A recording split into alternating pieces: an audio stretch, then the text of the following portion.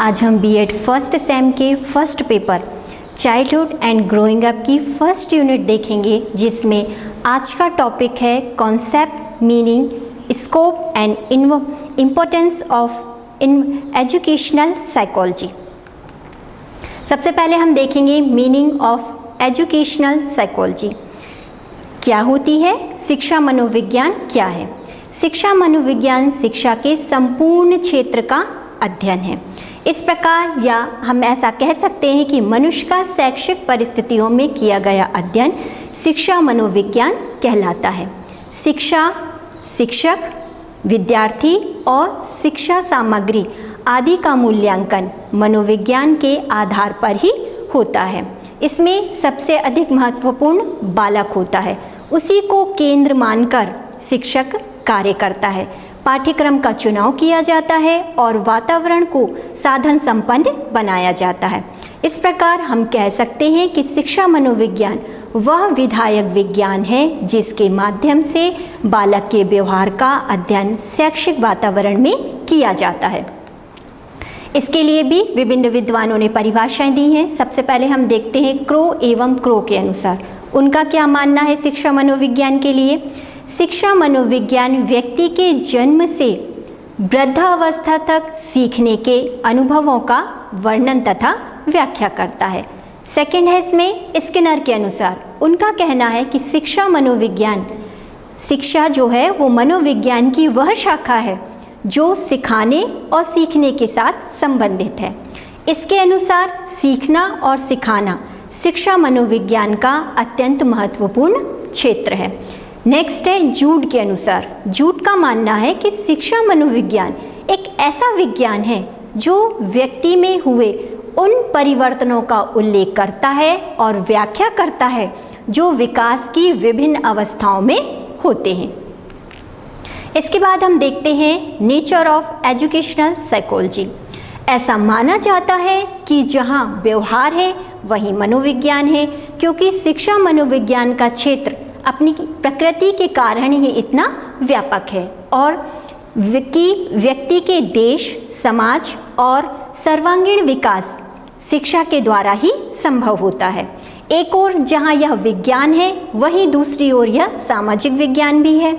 जहाँ एक ओर यह शिशुओं के व्यवहार और उसकी शिक्षा पर विचार करता है, वहीं दूसरी ओर यह प्रौढ़ों के व्यवहार और उनकी शिक्षा पर भी बल देता है।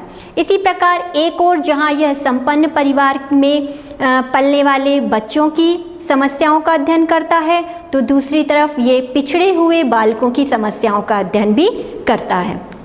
नेक्स्ट है इतना ही नहीं, जहाँ इसमें विद्यार्थियों के व्यवहार का अध्ययन सम्मिलित किया जाता है, वहीं शिक्षकों, अभिभावकों, पेरेंट्स, वातावरण आदि सभी को सम्मिलित किया जाता है। अर्थात शिक्षा मनोविज्ञान की प्रकृति के संबंध में हम कह सकते हैं कि शिक्षा मनोविज्ञान की प्रकृति जो है वो वैज्ञानिक है। इसके आधार पर शिक्षक किसी भी समस्या का विश्लेषण कर सकता है। यह सर्वव्यापी और सार्वभौमिक है। इसका संबंध यदि शिक्षण से है, पढ़ाने से है, तो अधिगम से भी है, सीखने से भी है। इसकी अपनी समस्याएं हैं तो समाधान भी है। इसकी प्रकृति लचीली व स्थिर है, अति व्यापक और अति सूक्ष्म भी है। यह सर्वव्यापी है और सार्वभौमिक भी है। अब हम देखते हैं स्कोप ऑफ एजुकेशनल साइकोलॉजी। शिक्षा मनोविज्ञान का क्षेत्र क्या होता है। फर्स्ट इसमें आता है ह्यूमन डेवलपमेंट, मानव विकास। सबसे पहले हम इसमें पढ़ते हैं मानव विकास कैसे करता है। शिक्षा मनोविज्ञान बालक के विकास की अवस्थाओं का अध्ययन करता है। इससे मानव विकास की प्रमुख तीनों अवस्थाओं, शैशवावस्था, बाल्यावस्था और किशोरावस्था का अध्ययन किया जाता है और इन अवस्थाओं की विशेषताओं में को ध्यान में रखकर ही शिक्षा का प्रबंध किया जाता है। नेक्स्ट इसमें आपका आता है स्टडी ऑफ एबनॉर्मल स्टूडेंट्स, असाधारण बालकों का अध्ययन। शिक्षा मनोविज्ञान के द्वारा ही हम जानते हैं कि कौन सा बालक पिछड़ा हुआ है, कौन सा सामान्य है, या किन बालकों को हम प्रतिभाशाली बालकों की श्रेणी में रख सकते हैं। शिक्षा भी किसी भी विद्यालय में सभी प्रकार के बालक होते हैं। कुछ पिछड़े होते हैं, कुछ मंदबुद्धि होते हैं, कुछ समस्यात्मक होते हैं, तो कुछ प्रतिभाशाली होते हैं। ऐसे बालकों का अध्ययन किया जाता है और फिर उनकी विशेष शिक्षा का प्रबंध किया जाता है। नेक्स्ट है आपका स्टडी ऑफ इंडिविजुअल डिफरेंस, व्यक्तिगत भिन्नताओं का अध्ययन। सभी बालकों की रुचियाँ, अभिरुचियाँ और बौद्धिक स्तर व क्षमताएं अलग अलग होती हैं, क्योंकि सभी बालक जो हैं वो एक समान नहीं होते। इस प्रकार शिक्षा मनोविज्ञान ही यह बताता है कि व्यक्तिगत भिन्नताओं के आधार पर ही शिक्षा क्यों और कैसी होनी चाहिए, कैसी उन्हें शिक्षा दी जानी चाहिए। नेक्स्ट पॉइंट आपका आता है स्टडी ऑफ पर्सनालिटी, व्यक्तित्व का अध्ययन। साधारण भाषा में व्यक्तित्व का अर्थ लगाया जाता है, मनोविज्ञान में वह व्यक्तित्व नहीं होता। अनेक शील गुण व्यक्तित्व का निर्माण करते हैं और शिक्षा मनोविज्ञान में इन्हीं शील गुणों का अध्ययन किया जाता है। नेक्स्ट है आपका 5th पर आता है डिसिप्लिन रिलेटेड स्टडी, अनुशासन संबंधी अध्ययन। किसी भी शैक्षिक संस्थाओं में अनुशासन का विशेष महत्व होता है, परंतु विद्यालय की यह समस्या शिक्षा मनोविज्ञान के द्वारा ही, शिक्षक की और विद्यालय की दोनों की ही समस्याएं जो है वो शिक्षा मनोविज्ञान के द्वारा ही सुलझाई जाती हैं और या उनका सॉल्यूशन किया जाता है। शिक्षा मनोविज्ञान की सहायता से ही विद्यालय में अनुशासन स्थापित किया जाता है। नेक्स्ट पॉइंट आपका आता है करिकुलम फॉर्मेशन, पाठ्यक्रम निर्माण। किस तरह पाठ्यक्रम का निर्माण किया जाए, इसमें हम बच्चों की रुचियों, उनकी क्षमताओं, उनकी विशेषताओं को ध्यान में रखकर करते हैं, क्योंकि सभी छात्रों के लिए एक सा पाठ्यक्रम जो है वो उचित नहीं होता, क्योंकि बच्चों की कैटेगरी अलग अलग होती है। कुछ अभी जैसे हमने लास्ट पॉइंट में पढ़ा कि कुछ सामान्य होते हैं, कुछ मंदबुद्धि होते हैं, कुछ प्रतिभाशाली होते हैं, तो उन सबको मिलाकर एक ऐसे पाठ्यक्रम का निर्माण कर शिक्षा मनोविज्ञान हमें बताता है कि हमें एक ऐसे पाठ्यक्रम का निर्माण करना है जिन्हें सबके लिए सामान्य हो। नेक्स्ट पॉइंट आपका आता है लर्निंग, सीखना। शिक्षा जगत की बड़ी समस्याओं में से एक समस्या यह भी है कि शिक्षक यह जाने कि बालक कैसे सीखते हैं, क्योंकि शिक्षक ही जब तक ये नहीं जानेगा कि बालक कैसे सीख सकते हैं, उसका पढ़ाना या उसका कोई भी कार्य जो है वो प्रभावशाली नहीं हो सकता। उनके सीखने को कैसे प्रभावशाली बनाया जा सकता है और इसके लिए विशेष बातों का ध्यान रखा जाता है, जिसका ज्ञान किस बात से होता है, शिक्षा मनोविज्ञान से होता है। जैसे सीखने के कुछ नियम होते हैं, सीखने के कुछ सिद्धांत होते हैं,